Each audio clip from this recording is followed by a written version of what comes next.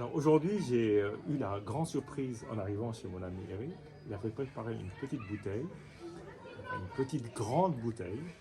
Mais moi, j'étais venu avec une bouteille de la Passion Aubryon, dont je parle d'ailleurs dans une autre vidéo.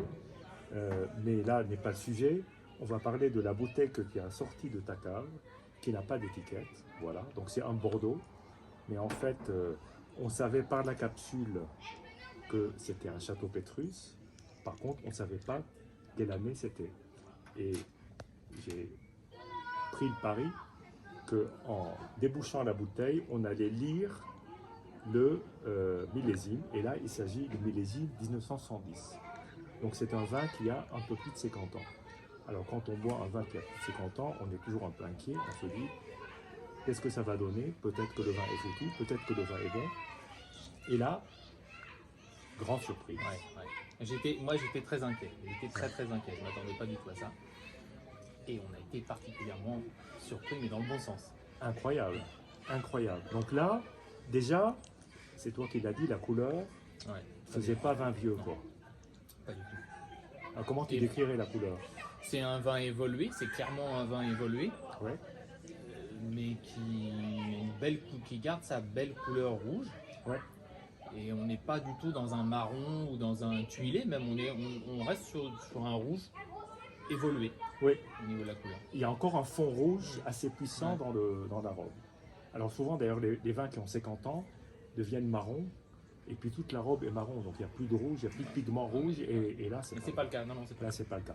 Il faut dire que le niveau était toi tu m'avais dit que le niveau était bas, mais en fait moi je vais te dire pour un vin qui a 50 ans qui arrive à ce niveau-là, c'est déjà pas mal parce que là on est franchement c'était plutôt un bon signe. Maintenant on peut être déçu par un vin qui est au top, comme on peut être agréablement surpris par un vin qui est en dessous de l'épaule. Mais là, on est bien. Non, mais j'étais pessimiste sur cette bouteille. J'étais trop pessimiste en fait, sur la bouteille. Et finalement, tu te dis que c'est une sacrée découverte. Ouais, tout à fait. Et je crois que c'est ton premier Pétrus.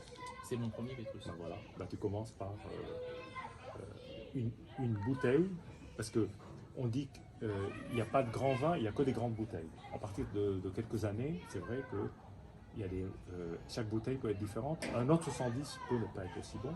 Celui-là est absolument exceptionnel. Ouais, je ne connais pas ses conditions de conservation. Je pense pas qu'elles aient été optimales. Mais il s'est bien conservé. Mais à l'arrivée, on a quand même quelque chose. Alors déjà le nez, toi le nez, tu as déjà donné une indication.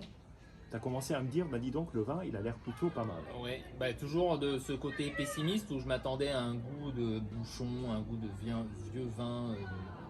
Et c'est pas du tout le cas. On a clairement...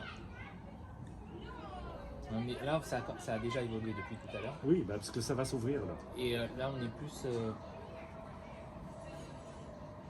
Mais on sent la violette, non? Tu sens pas un peu la violette? Plus en bouche qu'au nez. Plus en bouche qu'au nez, oui. Et alors en bouche, moi ce qui me frappe, c'est ce côté très fruité, pas du tout de côté animal, cuir, parfois un peu presque noix, tu sais, quand un vieux Bordeaux, d'ailleurs comme on l'a goûté dans Passion au bouillon, il y avait ce côté vieux Bordeaux, là c'est pas du tout le cas. Non, peut-être un peu de tabac. Oui.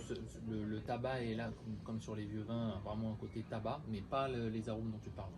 Mais déjà au nez, un peu tabac d'ailleurs. Hein. Et en bouche, c'est cette violette persistante qui est unique sur le terroir de Pomerol, qu'on retrouve difficilement ailleurs. Et je trouvais vraiment fleuri. Bon, voilà. Et du fruit quand même, du fruit. Hein. Du fruit. Beaucoup de fruits. Et même des tanins, je trouve. Quelques tanins. Pas mal de tanins. Pas mal de tanins. Et ce côté légèrement mentholé sur la fin, qui montre bien qu'il y a un côté un peu d'acidité et puis ce côté qui soutient l'alcool, qui soutient le vin, parce que c'est ce qui le fait, qui lui permet de vieillir. Il y a une belle acidité et rien de ce qui peut laisser penser que ce vin va mourir demain, quoi.